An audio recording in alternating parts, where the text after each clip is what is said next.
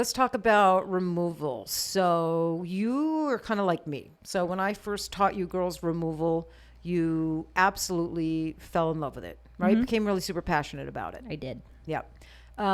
What's your favorite thing about removal?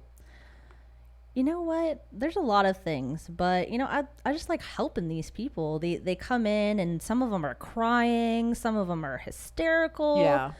and they're just so grateful to get that stuff removed. Yeah. And I'm a little bit of a sadist. I Yeah. like to torture people a little bit, Yeah. but more or less it's to make Yeah. people feel better. Yeah.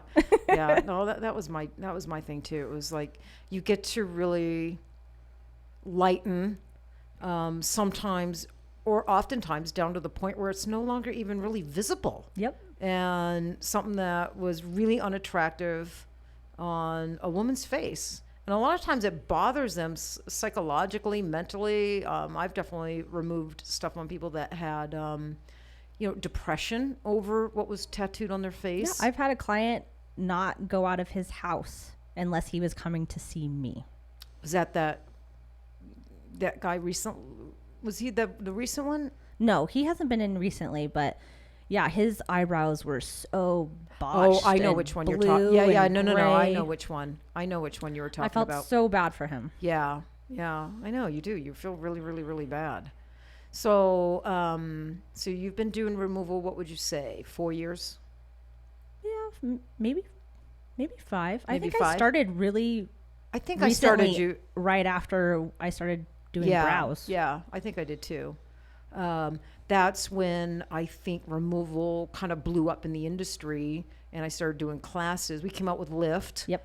And we started doing classes, and I neid help. We needed like a co-train, someone to help me, and you just went right after it, and you're good at it too. I like it. Yeah. So I know. So do you like? Do you prefer? What do you prefer? Putting color in or pulling it out? To be honest, it really just depends on the day. Like some days I'm like, I just want to do a bunch of removal. Cause I mean, if you think about it, removal is really easy. You don't have to think about design. You don't have to think about any of, color or anything like that. You just get in there and get out. Right. But I mean, I love putting brows on people too. So I don't know. Yeah. I don't know. It's a toss up. It is a toss-up. So I see this on the boards all the time. Probably the number one question I see with removal is they'll post a picture of their client, and then they're like, can I color correct? Should I color correct this, or should I remove it? So for you personally, what's your, like, do you have a checklist, or what do you look for? Personally, how do you know when to remove and when to color correct? So what I'm looking for if something is way too saturated. If it's too saturated, I'm not going to be able to get color in there. So I'm going to have to remove it. I'm looking for placement. Is it in a good place? Do they like where it is? Is it too high? Is it too low? Yeah. So pretty much placement and how saturated it's going to be. Yeah. If it's not too saturated and it's in a good place, then color correct it. If it's not, then you should remove it. Yeah. No, I agree 100%. I think I taught you that. You did. But it's true, right? Yeah. So, and you're exactly right. If something's too saturated, maybe with good modifiers, like LI Pigments, I think makes the best modifiers in the industry, hands down. Mm-hmm. But they spent 30 years perfecting them. I mean, those modifiers in the LI line were launched 30 years ago. And so we've had all those years to, keep perfecting them. So even with LI Pigments, the modifiers, even on a highly saturated eyebrow, maybe we can get it to color shift over to a pretty color, but it's not going to last. No, it's just going to come back. It's probably going to come back really, really quickly because that area of skin is like super saturated with, the color you're trying to correct, the gray, the blue, the green. I mean, we see it all. Gray, blue, green, purple, red. What else? Did I name them all? Blue, green, black, gray. I mean, all purple. of it. Yeah.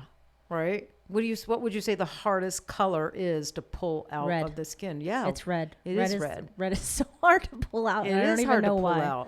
I don't really know either because, I have access to some chemists at LI, and I've asked them that. So, don't really know, why red is the hardest. But it definitely seems to be the hardest to pull out. I'm just wondering, is the molecule or the particle size as big as like titanium? No. I would think it was smaller, right? Yeah, no, it's not. So, yeah, I don't know. Just something about its makeup, its chemistry makeup is just. It's just like I'm here for the long I mean, haul. we can get it out. Yeah, but it can be more challenging. I've gotten it out. It just sucks. Yeah.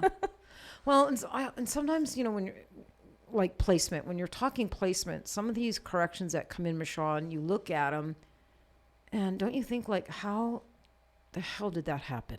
I mean, did the client think about that all the time? Yeah. Did the client approve that and then just ended up not liking it? Or did the client approve a completely different design and the technician who did it went outside of her drawing? Or did the technician not show the client the drawing, the pre-draw? I don't know. Sometimes I see these shapes and I can't wrap my brain around how that happened in the first place, right? Some of it's heartbreaking. So I'm nosy, and I like to ask my clients that question. So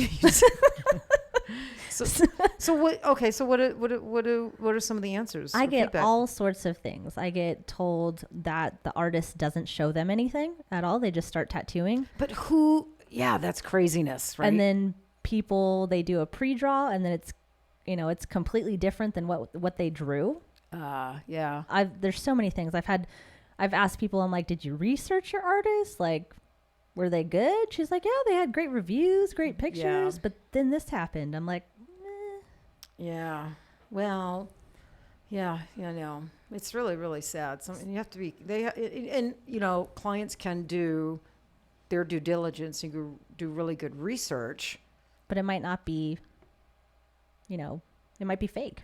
Yeah. And that's happening, right? Yeah. I mean, all the time. I mean, I've had my work stolen and put on, other people's websites, or they're showcasing my work. I mean, and I have a lot of colleagues. Their work has been stolen. Like, a technician stole their work and is using it as their own. And so, so that's definitely happened. Has that happened to you? Yeah, it has happened to me. It happened to Amber recently because I saw it. Oh, you saw it? And I was like, I know that eyeliner. Only one person does that eyeliner like that good. Yeah, right. I was like, that's Amber's work. Yeah. And of course, we're going to recognize Amber's work because we've been with her for so long. And we recognize our own work. Mm-hmm. So I just think it's ridiculous that somebody thinks they can steal another artist's work and showcase it as their own and not get caught. Well, and we're a small community. We all follow each other some way or another. Exactly. And we're going to find out. Yeah, Someone's going to tell us, or we're going to see it. Yeah. Like, I didn't know my eyeliner had gotten stolen. Like, someone, it might have been Will or, someone screenshotted it, took a screenshot of it and sent it to me. Mm-hmm. And by the time I went on social media, I mean, they were already like blasting this girl on social media. That's Taryn Darling's, getting a backlash. They're already getting the backlash from it. And the big excuse sometimes is, well, my web designer put that up. I didn't know, so. You didn't ask either. Yeah. So, that is happening in the industry. And the other thing, is, there's, things are highly filtered, nowadays. Yes, I mean, they are. Super filtered. So sometimes what you're seeing is so filtered that's not really what you're going to get as a result if you go to that artist. And there's lots of really amazing artists that do use filters. And that's still what you're going to get when you go see them because they're just great artists. Mm-hmm. And then there's other people taking advantage of editing tools and filters and altering what their work really looks like. So.